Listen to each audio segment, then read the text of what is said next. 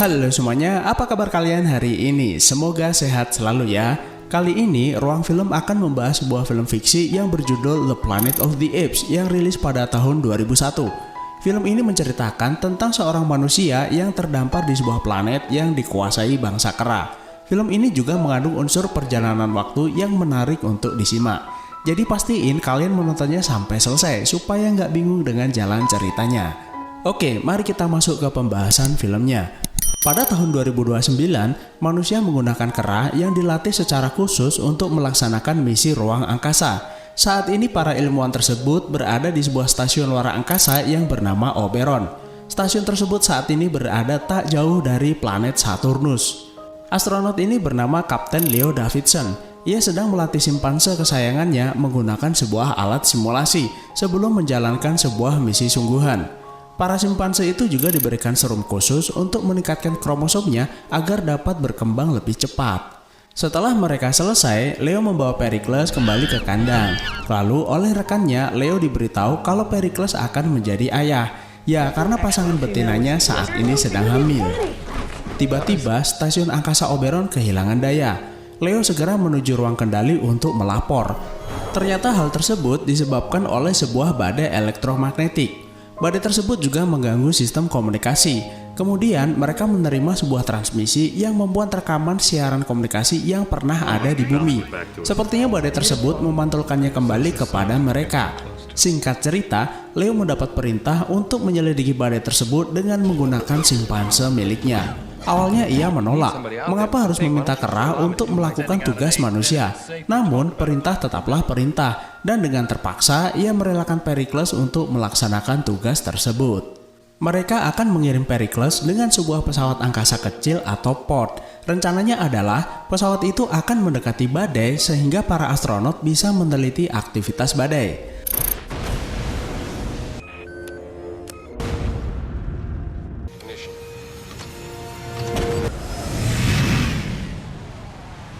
Setelah sampai di sana, badai tersebut malah membuat stasiun Oberon kehilangan kontak dengan Pericles. Komandan pun meminta mereka untuk bersabar. Namun, Leo memiliki firasat buruk menimpa Pericles. Diam-diam, ia keluar ruangan dan naik ke sebuah pod.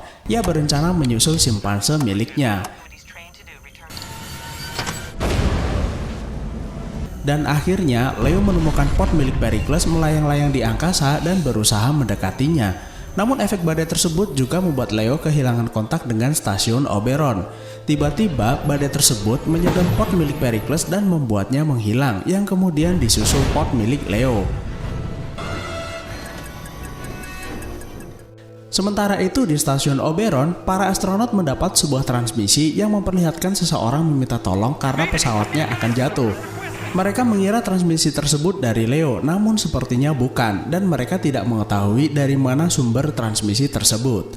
Kerusakan yang dialami pod milik Leo memaksanya untuk mendarat di planet terdekat. Meskipun tidak mendarat dengan mulus, namun ia berhasil selamat. Singkat cerita, ia terdampar di sebuah planet yang bernama Aslar. Nggak lama kemudian, ia bertemu dengan sekelompok manusia yang sedang berlari karena dikejar sesuatu. Tiba-tiba datang kawanan kera berseragam prajurit menangkapi mereka, termasuk Leo.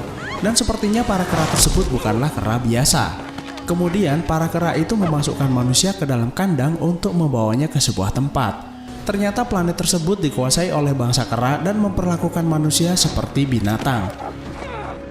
Mereka dipimpin oleh jenderal militer dari bangsa kera bernama Fate bersama pengawalnya yang bernama Atar. Jenderal Fate adalah seekor simpanse yang membenci manusia. Kemudian bersama manusia lainnya, Leo dibawa ke sebuah kota yang dihuni bangsa kera. Anehnya, bangsa kera tersebut juga menggunakan bahasa Inggris sebagai bahasa sehari-hari mereka. Lalu terlihat ada sekelompok kera kecil yang sedang bermain basket. Mereka melihat para manusia itu kemudian melemparinya dengan sebuah batu. Lalu seekor kera betina bernama Ari menghentikan perbuatan mereka. Ari ini adalah seekor kera yang menentang aksi kekerasan kepada manusia. Ia menganggap bahwa bangsa kera itu sama sekali tidak berkeprimanusiaan. Setelah sampai, para manusia itu dimasukkan ke sebuah kandang. Kemudian datang seekor orang utan bernama Limbo memeriksa kualitas mereka. Limbo merupakan pengusaha yang bergerak di bidang perdagangan manusia. Di sana juga ada Jenderal Fate yang datang untuk melihat-lihat. Saat ini ia sedang mencari hewan peliharaan sebagai kado ulang tahun keponakannya. Setelah memilih, akhirnya ada seorang anak perempuan dikeluarkan dari kandang dan mereka membawanya pergi. Para manusia yang sudah tertangkap itu juga akan diberi tanda dengan menggunakan besi panas. Lalu Ari datang ke sana untuk menentang perbuatan Limbo. Tanpa disangka, Leo mengambil besi panas itu dan menyergap Ari. Ia berbisik kepada Ari untuk menolongnya. Saat yang bersamaan, seorang wanita bernama Daina mencoba untuk kabur namun usahanya sia-sia. Kemudian Ari memutuskan untuk membeli Leo dan Daina dan meminta Limbo untuk mengantarkan mereka ke rumahnya. Sebenarnya Ari ini hanya berusaha untuk menolong mereka dan tidak bermaksud untuk menjadikannya hewan peliharaan. By the way, Ari ini adalah putri seorang senator dari bangsa kera, jadi ia cukup disegani. Malam itu juga akan diadakan sebuah perjamuan di rumah Ari. Leo dan Daina pun segera menjabat menjadi asisten rumah tangga untuk mempersiapkan acara perjamuan. Kemudian seekor gorila yang bernama Krul meminta mereka untuk segera menyelesaikan pekerjaan mereka. Krul ini adalah bekas jenderal militer yang karirnya dirusak oleh Fate karena terlalu banyak berpihak kepada manusia. Kemudian Senator Sandar menjadikannya sebagai penjaga putrinya.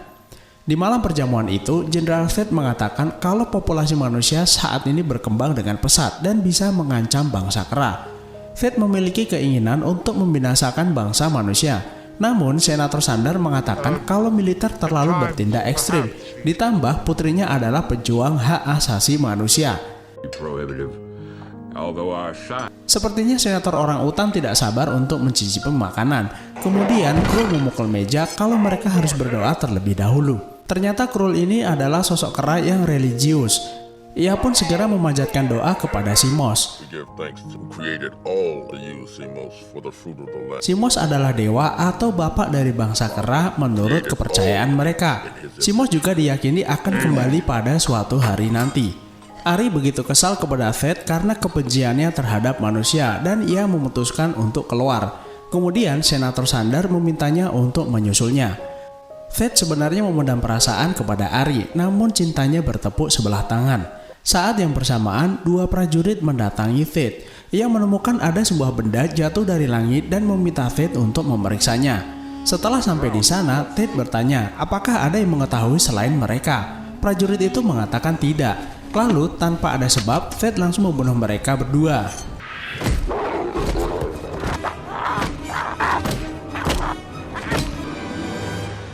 Fate kemudian meyakini kalau Leo bukanlah manusia asli dari planetnya, namun dari luar angkasa. Setelah perjamuan selesai, para manusia dikurung kembali agar tidak kabur. Namun, Leo tidaklah sama dengan manusia lain yang pasrah menerima keadaan. Dengan menggunakan sebuah pisau, ia membuka gembok itu. Setelah membebaskan yang lain, mereka pun segera kabur dari sana. Rencana mereka adalah mencari ayah dan adik Daina terlebih dahulu, kemudian pergi ke tempat di mana Leo mendarat. Satu persatu rumah bangsa kera mereka datangi. Keseharian mereka pun juga tak ubahnya seperti kehidupan pada manusia. Bahkan rumah senator orang utan pun mereka datangi. Terlihat senator orang utan hendak berkembang biak.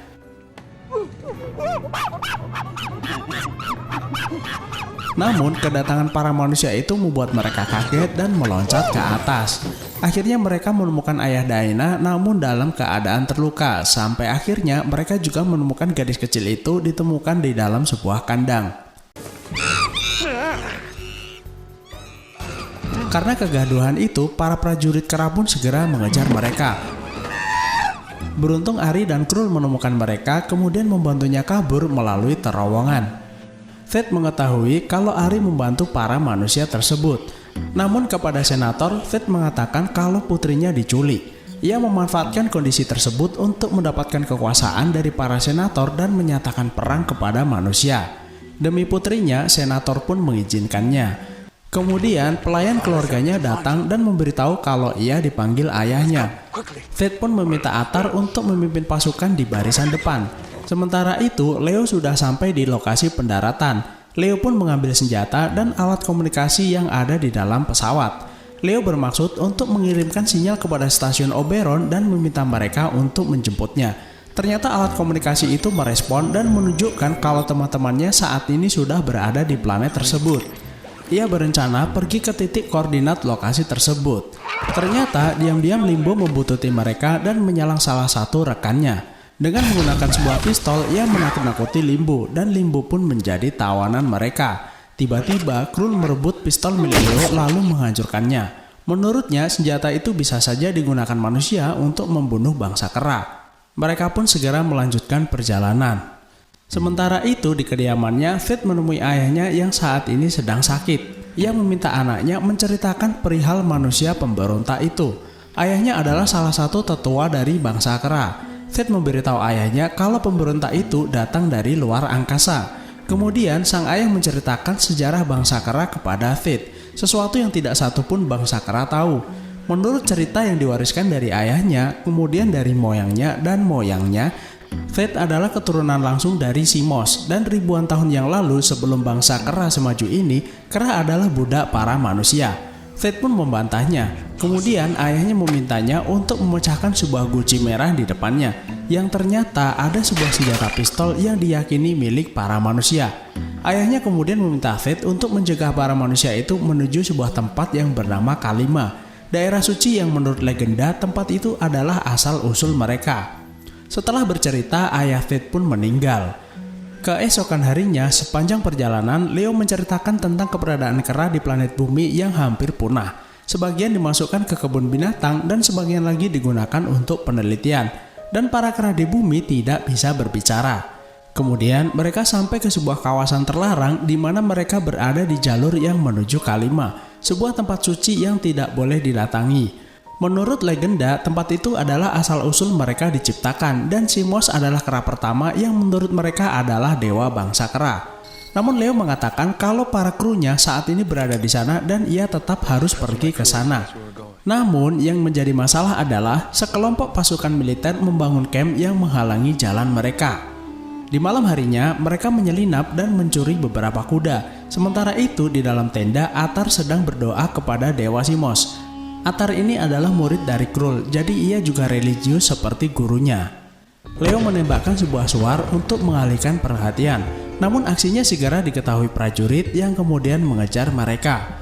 Mereka menuju sungai di depannya untuk menyeberang. Beruntung para kera itu tidak menyukai air dan para pasukan berhenti mengejar mereka. Fate yang mendengar kekacauan itu pun mengamuk dan loncat ke sana-sini. Lalu ia bersama seluruh pasukannya segera menyusul para manusia itu untuk berperang. Keesokan harinya, Leo dan yang lain sampai ke sebuah reruntuhan yang mirip sebuah pesawat. Dan alat komunikasi milik Leo menunjukkan kalau ia sudah sampai di lokasi yang dituju. Namun para krunya tidak terlihat berada di sana. Nah, pada adegan inilah semua misteri di planet tersebut terungkap. Jadi pastikan kalian menyimaknya dengan baik. Oke, kita lanjut ke pembahasannya. Leo kemudian masuk ke reruntuhan itu dan ia membaca ada sebuah tulisan kalimat di dinding.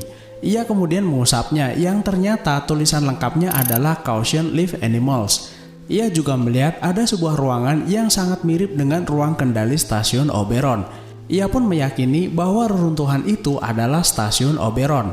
Ari mengatakan tidak mungkin karena reruntuhan ini sudah ada sejak ribuan tahun. Ia kemudian membuka pintu dan masuk ke ruang kendali. Kapal angkasa itu bertenaga nuklir sehingga bisa bertahan dalam waktu yang sangat lama. Kemudian ia menyalakan komputer untuk mengetahui apa yang sebenarnya terjadi.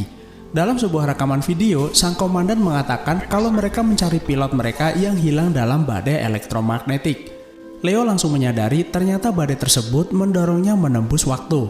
Hal ini ditunjukkan pada kronometer stasiun angkasa yang saat ini adalah tahun 5021. Kalau kita flashback saat Leo masih di angkasa, kita melihat kalau kronometer juga menunjukkan penambahan angka tahun yang menguatkan kalau Leo sudah melintasi waktu ke masa depan. Tentu saja Oberon tidak dapat menemukannya karena Leo menghilang saat memasuki celah waktu. Badai tersebut juga membuat stasiun Oberon jatuh ke planet tersebut namun pada masa 3000 tahun sebelum kedatangan Leo. Dalam video rekaman itu, komandan juga bilang kalau planet tersebut tidak diketahui sebelumnya dan tidak berpenghuni. Selama berada di planet tersebut, mereka dibantu para kera yang semakin hari semakin kuat dan cerdas. Kemudian, Grace juga muncul dalam rekaman itu yang memberitahu kalau seekor kera bernama Simos yang sudah ia besarkan seperti anak sendiri mulai mengambil alih kelompok dan mulai tak terkendali. Jadi, bisa diambil kesimpulan kalau bangsa kera itu adalah keturunan para kera yang ada di stasiun Oberon yang kemudian berevolusi hingga saat ini. Kemudian, para manusia yang berada di planet tersebut adalah keturunan para kru yang masih tersisa. Oke, salah satu misteri yang belum terungkap adalah mengapa jarak waktu kedatangan mereka bisa berbeda. Nanti akan saya jelaskan sambil melanjutkan pembahasannya. Kemudian, di luar sudah banyak manusia yang berdatangan dari segala penjuru. Mereka datang karena mendengar kedatangan Leo dari angkasa dan berharap ia bisa menyelamatkan peradaban manusia. Sementara itu, Burn mengatakan kepada Leo kalau pasukan besar bangsa kera sudah bersiap berperang dengan manusia. Ari yang mengetahui itu kemudian mendatangi camp dan menemui Thade. Ia berharap ia bisa meluluhkan hati Thade dan menukar dirinya sebagai ganti para manusia tersebut. Namun, Thade sepertinya tidak peduli dan ia memberikan sebuah cap kalau Ari adalah bagian dari manusia. Di dalam reruntuhan Oberon, Leo berulang-ulang memutar rekaman video dan ia menyadari kalau ia akan terjebak selamanya di planet tersebut. Lalu ia melihat kalau bahan bakar stasiun angkasa tersebut masih cukup banyak. Kemudian ia memiliki rencana untuk memancing para kera itu mendekati Oberon kemudian membuatnya meledak. Leo segera keluar untuk menemui yang lain. Ia memberitahu kalau ia memiliki sebuah rencana yang bisa membuat mereka menang dan memberi semangat agar berani melawan bangsa kera. Keesokan harinya, para kera itu segera bersiap menyerang manusia. Dan setelah mendapat aba-aba, para pasukan kera itu pun segera menuju Oberon. Leo menjadikan alat komunikasinya sebuah remote, kemudian meledakkan Oberon, dan ia berhasil menumbangkan sebagian pasukan kera. Akhirnya pertempuran utama dimulai.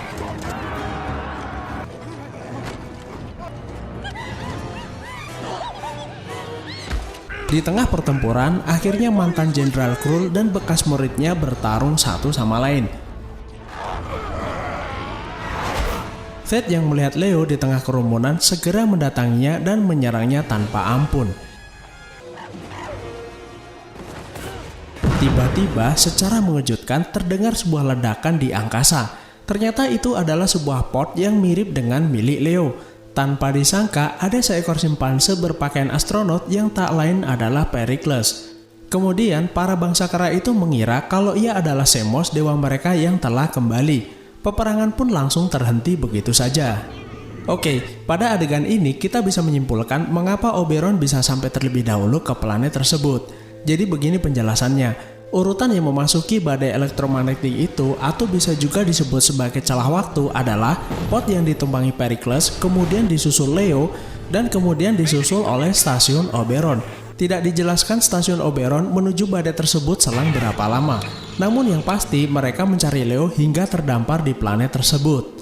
Jadi konsep melintasi waktu di film ini adalah siapa yang masuk paling akhir adalah yang sampai duluan. Dan bisa saja stasiun Oberon itu tidak mengalami perbedaan waktu yang cukup jauh dengan waktu sebenarnya. Ada kemungkinan stasiun Oberon mengorbit di planet Aslar beberapa dekade sebelum jatuh ke planet tersebut. Pada saat Oberon kehilangan kontak dengan Leo, mereka juga menerima sebuah transmisi yang tak lain adalah apa yang mereka alami di masa depan. Oke, kita lanjut ke filmnya. Setelah menurunkan Pericles, Leo juga mengambil senjata yang ada di dalam pot. Leo berniat memberi penjelasan mengenai evolusi yang terjadi pada mereka. Tiba-tiba, Pericles berlari menuju Oberon. Leo segera menyusulnya, namun Thade dari belakang malah menyerangnya dan terjadi adu kejantanan di antara mereka. Pericles berusaha menolong, namun malah dilempar Thade dan membuatnya terluka. Sampai akhirnya, senjata yang terlepas berhasil direbut oleh Thade. Leo melihat saat ini Thade berada di dalam ruang kendali kemudian menutup pintunya. Hal itu membuat Thade terjebak di dalamnya. Lalu Leo menjelaskan kepada Atar kalau dari sinilah mereka berasal dan Simoslah yang membunuh sebagian kru Oberon. Karena itu Atar merasa selama ini sudah dibohongi dan ia mengutuk kebiadaban Simos. Everything I have believed is a lie. Fett menjadi marah dan mengamuk di dalam ruang kendali. Untung saja kaca itu sangat kuat sehingga senjata pun tidak dapat menembusnya. Setelah itu, Leo menghampiri Pericles dan memberikan kepada Ari untuk merawatnya. Atar bersama Ari kemudian menguburkan jasad Skrull dan memberi penghormatan terakhir. Setelah kejadian itu, mereka akan hidup berdampingan tanpa ada permusuhan. Tiba-tiba sinyal radar berbunyi dari dalam pot. Ternyata itu adalah sinyal koordinat dari badai elektromagnetik tersebut. Leo pun segera berpamitan dengan Ari dan Daena karena ia harus kembali ke bumi. Leo segera pergi dan menuju badai tersebut. Ia pun masuk ke sebuah celah waktu dan kronometer di dalam pot tersebut menunjukkan angka tahun mundur. Setelah berhasil keluar dari badai tersebut, ia segera menuju bumi. Saat memasuki atmosfer, ia mendapat peringatan kalau pesawatnya memasuki area terlarang. Sampai akhirnya ia mendarat tepat di depan monumen Abraham Lincoln. Namun yang membuatnya terkejut adalah ternyata monumen itu adalah monumen Jenderal Fett.